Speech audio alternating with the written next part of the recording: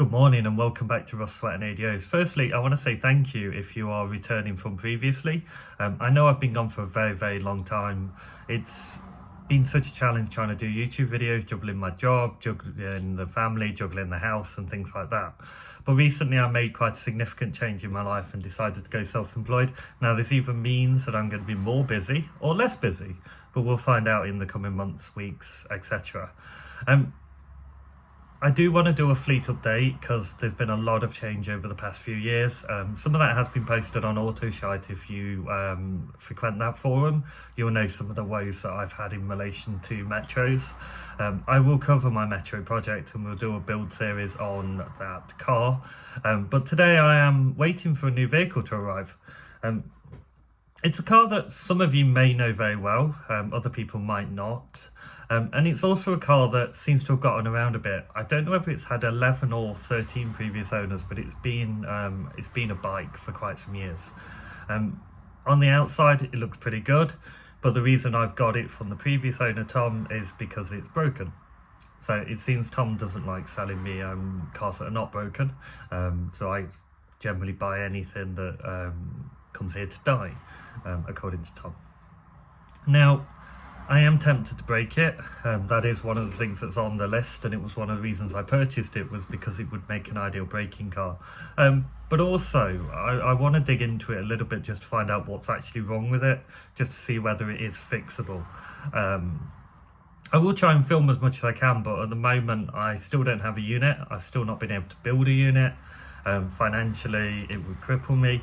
I've got the space, I've got the land, as you know, and that's one of the reasons we bought this house, was to be able to build a garage at the bottom of the garden big enough for 6 cars.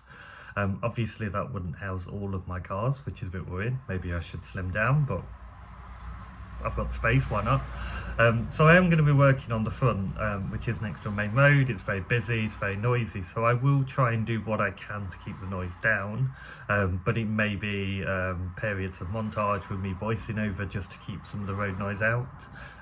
You can probably hear cars going past in the background because I've got a door open because I am waiting for the car to arrive. So I'm going to leave it there really, and we'll come back once it arrives and I will hopefully do your walk around. Are we all ready? Here he comes. Look at that. Beautiful. So it's just been offloaded. As you can see, paintwork's in amazing condition.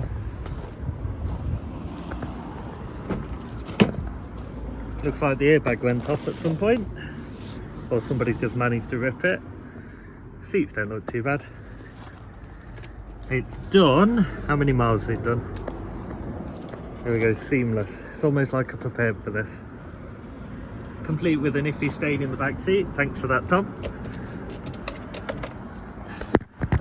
We've done 93,000 miles. There we go. It did come with some goodies as well. If we look in the boot, we have MGZR suspension and what I think is a stock exhaust, because I think this one is a sports one that was fitted. 3-door, of course.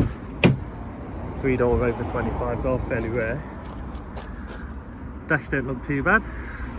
It's got a nice stereo.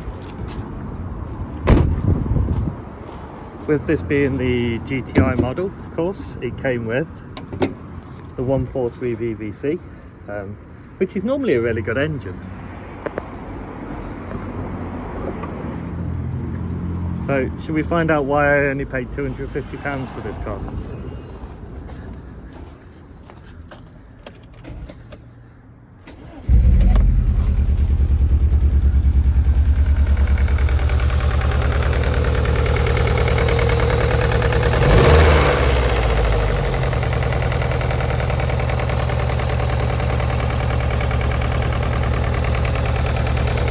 As you can see,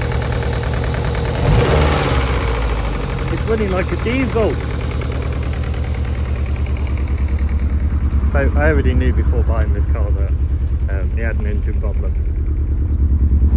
Tom was driving it down the road and it just suddenly lost power, started running on 3 cylinders. He's had a bore scope into the bore and it looks like it's burnt a hole in one of the pistons. So I'm I'm going to take the head off there, have a look, see what's going on, and probably just put another engine in it. Although equally, I might break it. Not really decided, to be honest. But yeah, we'll turn it off, park it up, and then we'll leave it there. So welcome back inside where it's a lot less noisy. I'm not sure how much of that audio came out, but just to explain, I purchased a car from Tom, a friend who you saw on the channel previously. He had the blue Reliant Robin. He had the car a couple of months, was driving it down the motorway, and suddenly it lost power. He got it home, put the bore scope down the bore, and found out that one of the pistons has a hole in it. We're not entirely sure why that would happen. It was running fairly well before then. The only thing we can think of is carbon build-up caused a hot spot and caused the piston to detonate. My plan was originally to break it, but it seems that there's such a following for the car, and if I get enough likes and views and subscribes on this video, I will put a new engine in it and see if we can get it going again. But I think the first job is probably going to be to pull the head off, see how bad the piston is, see how bad the head is. If I can get away with just a piston and liner, it's certainly a lot cheaper than trying to source another VVC engine. But yeah, please like, share, subscribe. Let me know what you think I should do with the car. I'm very tempted to take it banger racing. I know one of my friends has always fancied doing that, but I'm not entirely sure that my back could take that kind of abuse. But it could be quite fun at the end of the day.